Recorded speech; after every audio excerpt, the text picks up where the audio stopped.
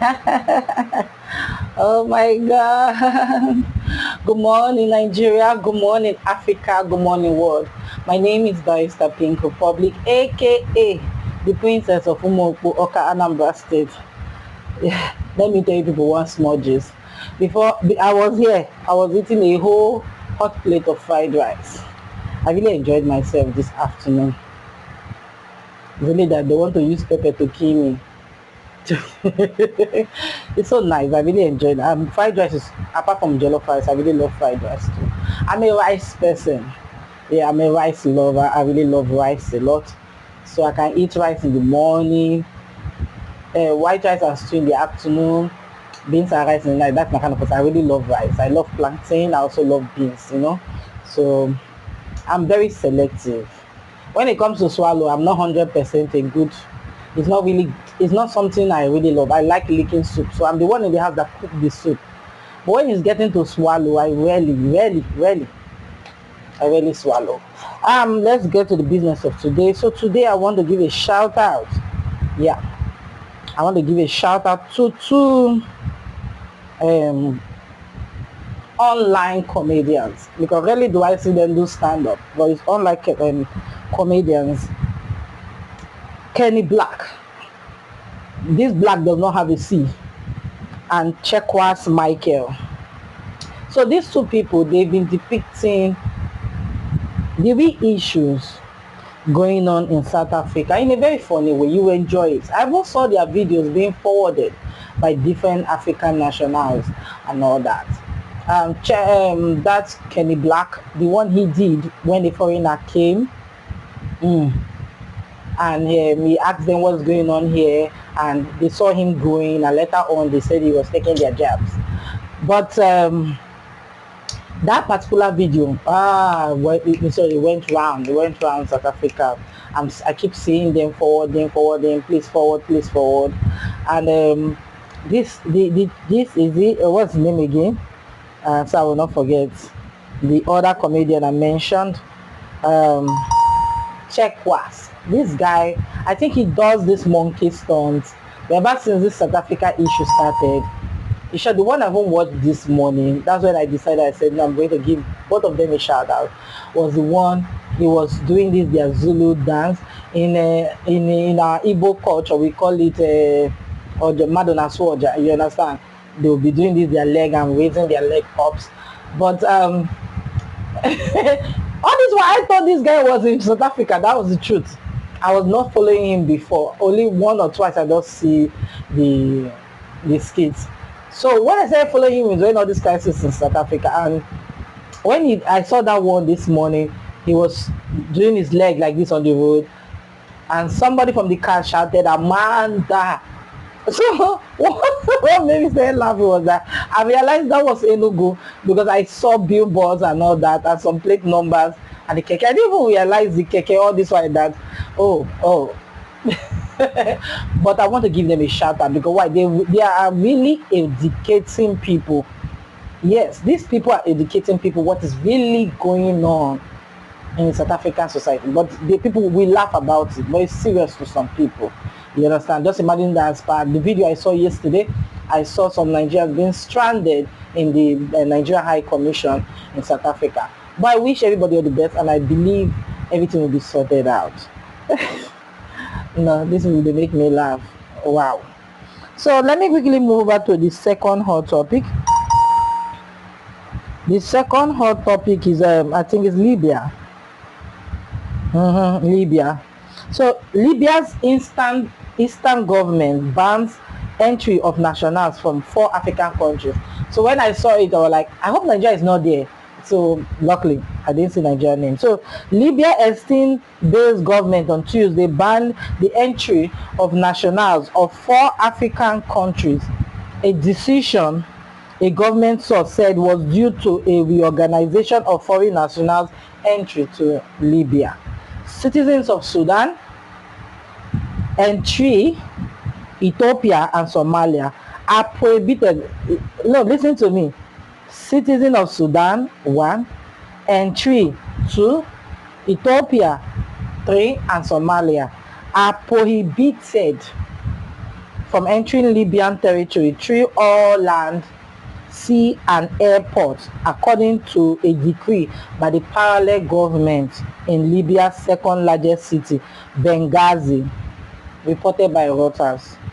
The Benghazi-based government of Osama Hamad is allied to military commander Khalifa Haftar, who controls the east and large areas of southern Libya. Are they dividing the country into two? Oh. So this is now East Libya speaking. The internationally recognized government of Abdulhamid Debba, or Biba, depending on how they pronounce it, who came to power through a UN-backed process in 2021, is based in Tripoli. An instant-based government source told Reuters that the decision is aimed at reorganizing foreign nationals' entry to Libya. The decision exempts members of accredited diplomatic and consular missions and family members from the four countries. It also exempts workers in the education, medical, and allied health professions service, provided they obtain the necessary approval and valid work contract from relevant authorities. Libya has become a transit route for migrants fleeing conflict and poverty to Europe across the Mediterranean since the fall of 2011 of dictator Muammar Gaddafi to a NATO-backed uprising. Factional conflict has split the country since 2014. The North African area is home to more than 900,000 migrants, according to UN data collected early this year. I actually know somebody that has been in Libya for a very long time. He's a Nigerian guy, and he only came to Nigeria when he wanted to get married to one lady. He's a Yoruba guy. He got married to an Edo lady. So I know him very well. So he gave me his invite. And when I met him on his wedding day, because they were waiting a procession, he came back that day. I don't know what happened in Libya. Everywhere was blocked and all that. But he looked for a way out from Libya to make that his wedding day. He arrived early in the morning. So after the wedding, I told him, why are you coming that day? And he said, Libya is hot. It's hot. It's like it's now becoming like a lawless country. That was what he said. I've never been to Libya, so I wouldn't have known. And I told him, okay, after the wedding, are you taking your wife there? He used the word God forbid. Yeah, that's what he said. He said, God forbid. And he said, do you know what? He works with a company, construction company, I believe. And he said he's using style now not to go back because he cannot do this. Hey, so for him to be describing Libya that way, I can just imagine how bad it is. So that's why I'm always wondering why you see some people, they are still going to Libya and you're wondering what's going on there. Because the only complaint I have is people being made, what's the name of this TV station? I think they are the one that did migrant something on their TV, and I watched it, how people are being raped on the desert, this desert warrior, and it's like people are not paying attention to this information. They see how people recruiting people to walk through the sands to the desert to get to Libya. Please, we have to be very careful. Now they said they don't want some certain people in the country. This is the eastern part of Libya that is speaking. So I'm just trying to rush so that we can utilize time in this video. So let me move over to the third hot topic of today, which is Nancy Isime sparks debate. She said, in quotes, I don't believe marrying a poor man can make you happy. So let me establish a story. Nollywood superstar Nancy Isime has sparked fresh conversation online after sharing her candid perspective on the critical role of financial stability in relationships and marriage. Speaking on a recent episode of the popular Tea We Take podcast, the actress and TV host made it clear that love alone cannot sustain a happy home when financial struggle is in the midst. The difference between love and a fantastic life. While many romanticize the idea of building a life from nothing, Isime argues that severe financial pressure can easily drain the joy out of any union. During her chat with host Timison Emmanuel, she emphasized that while love exists in various financial circumstances, it should not be confused with a comfortable, stress-free life. Marriage is not a poverty alleviation scheme, but I don't believe marrying a poor man can make you happy. Isime stated frankly. She added, I'm not saying that there is no love without money, but love and a fantastic life are not the same. The heavy toll of financial stress. To support her stance, the 34-year-old actress pointed to the daily realities of running a household. She explained that when basic survival needs are unmet, romance quickly takes a backseat to anxiety. Rising expenses, coping with overdue rent and utilities. She spoke about childcare demands, meeting the constant demands of school fees and healthcare. She also spoke about basic needs, ensuring that there is always food on the table. In quote, she said, when rent is due, school fees can't be paid, there is no food in the house, it is difficult to have a fantastic life.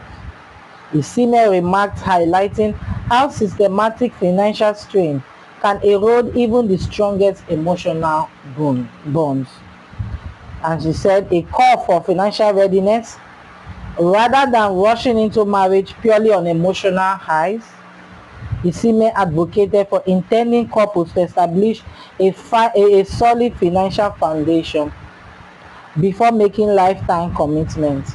Advice is rooted in pragmatism, urging young adults to focus on self-sufficiency and stability before bringing children into the world. The realistic outlook likely stems from Isime's own well-documented journey. The actress has previously been open about her early struggles as a teenager, including sleeping on event benches to get by before rising to become one of the Nollywood's most sought-after talents. You can drop your comments on that, but there's something I want to say. You know this thing about riches. There are sometimes you say to some people that I want to be rich, they'll start laughing at you. Do you know why they are laughing at you? Because sometimes some people are actually very rich, but they are unhappy. They are lonely. They don't even know what to do to make them happy. Maybe what they have always wanted. Sometimes there's something they call riches through inheritance, riches through various paths, and riches through struggle. Some people, they struggle so much that ordinary common meat pie of 900 naira or 800 naira, they do not buy for themselves. But by the time they realize that they've gathered so much, they've not eaten. The only thing I would tell people is that I realize that a lot of men, they've lost their position in the house. When you call yourself the head of your family, it's for your children. People don't know the role of housewife. Yeah. A housewife is not a jobless job. It is a job that even the man that is making the money cannot even do. The commitment is too much. So the truth about this whole thing is that I want men to take back their power and take back their position. That if you want the woman to support you, it is not by force. And let me explain this richness. Some people, they've never had a home. They've always slept outside and under the bridge. If they meet a man that is living in a one-room apartment, that lady sees that marriage as rich.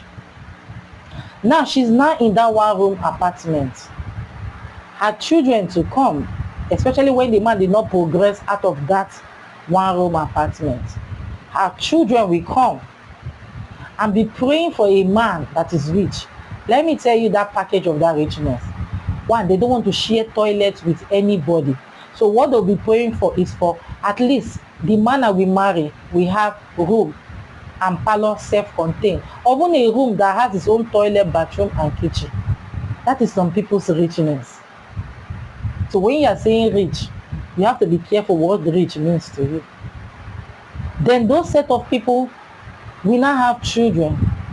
If they did not grow out of that their stage or get rich out of that their stage, the children will be aspiring to have a man who will live at least in 2-bedroom flats or 3-bedroom flats. That is their prayer of richness. God, let me rich, let me be rich. That is what they'll be praying. By the time they pray and they get married to a man that lives in the flat, to them, that is richness. In case you just don't know, I want to explain it to you. Then that person in that flat will be praying, oh God Almighty, I want a man that is living in a duplex that have plenty cars. Not be for this fuel time where money, if you buy 1 liter, 1,000 something. But it's okay, it's good, your prayer is okay. Then the man, you now marry that man. That is richness for some people. That is what makes them happy. Then that person in that duplex, by the time the children rise, duplex, will be aspiring to have mansion. People in mansion will be thinking about businesses, how to sustain their life, or live in a castle.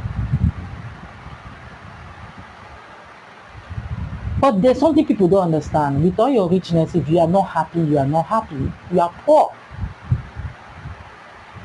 You are what? Poor. Look at the other day, the other picture, the other video that was just circulating. Purposely, I refused to publish that story because I'm sad. 18 years old, married to a man that brutalized her like that. To her, that is her all and all. That's why you see me, I don't handle divorce cases. Don't come with your divorce cases to me. One, I don't believe in divorce. But some women, even in the abusive states, when you try to help them, they'll be the one to turn around and tell you, they are the ones to say, fight for it. The man is a useless man, this one. But they'll turn around and tell you that you won't separate us. They take on too much like for your head. See, find your joy, find your happiness.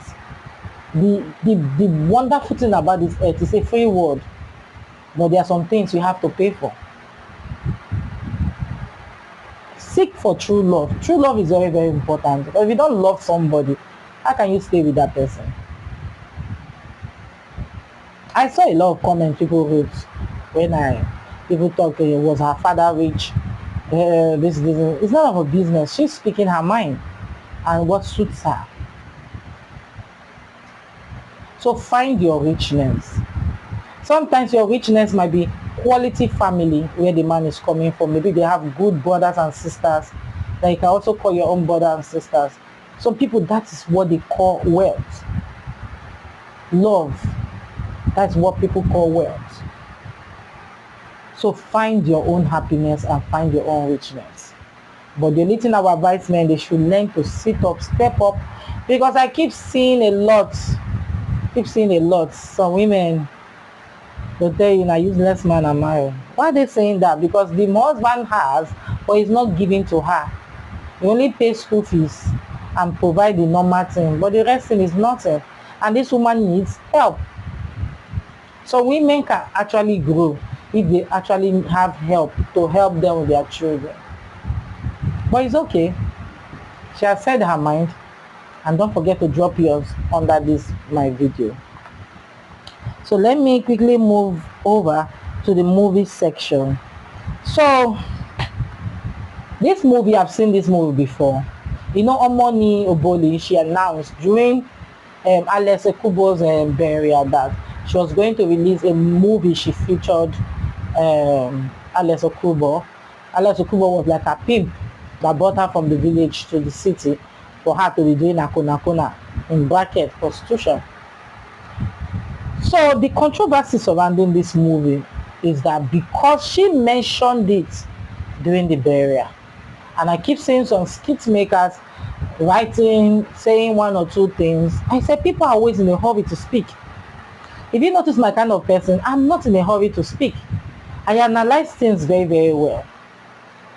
And people sometimes they just watch. They are not paying attention. They use anger to watch. It's like this, their face will be like this. No, sometimes you have to watch with a relaxed mind. And people were not paying attention when she said the proceeds.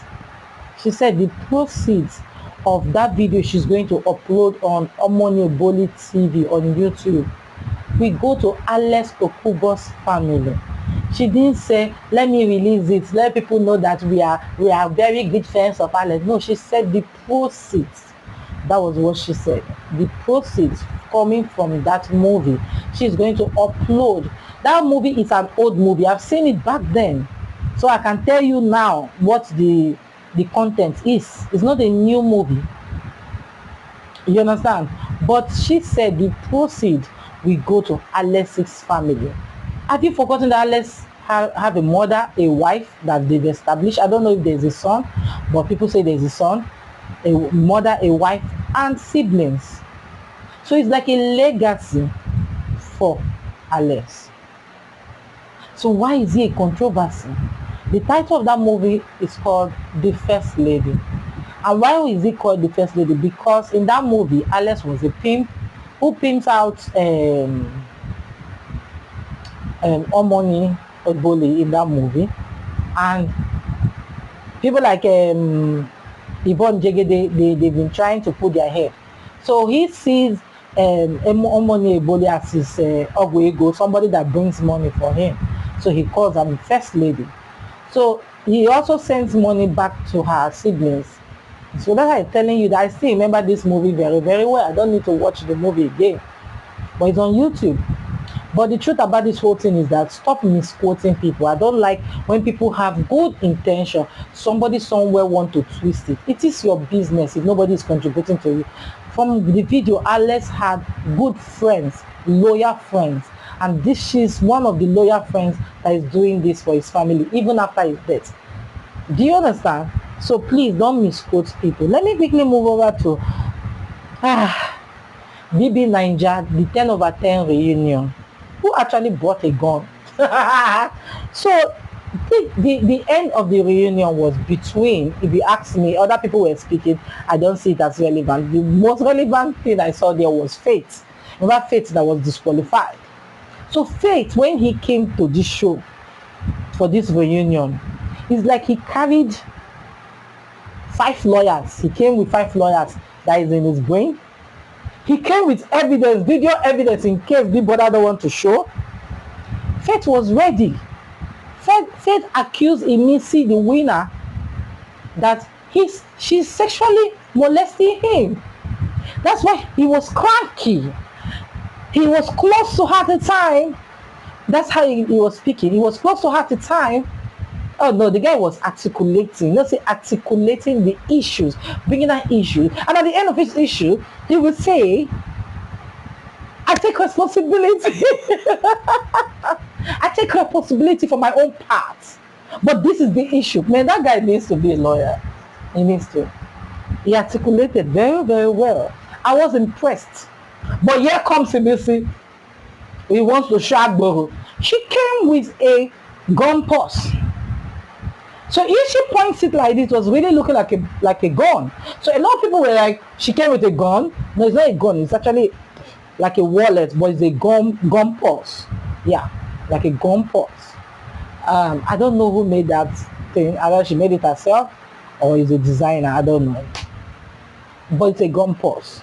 And she said she purposely came with the gun to shoot people. So my mind just went deep back to the fact that just imagine if Nigerians were allowed to carry arms.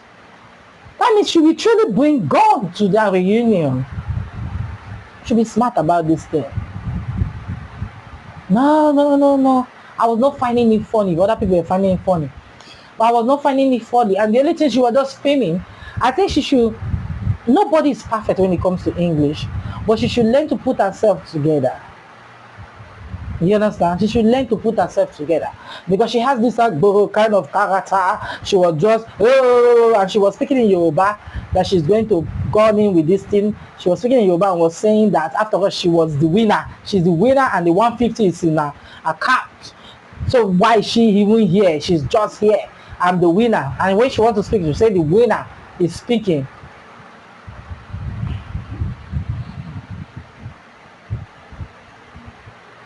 A winner. It means you don't do that again. Don't do that again. You're a lady. People don't know the meaning of a lady. All those kind of wayward character. Let me speak like my mother today. My mother would say, this person is actually wayward. Oh my God. I love my mother. She will give you British kind of English. She will tell you, you are wayward. Especially when you start displaying all those Agbo character. This is how she will tilt her head.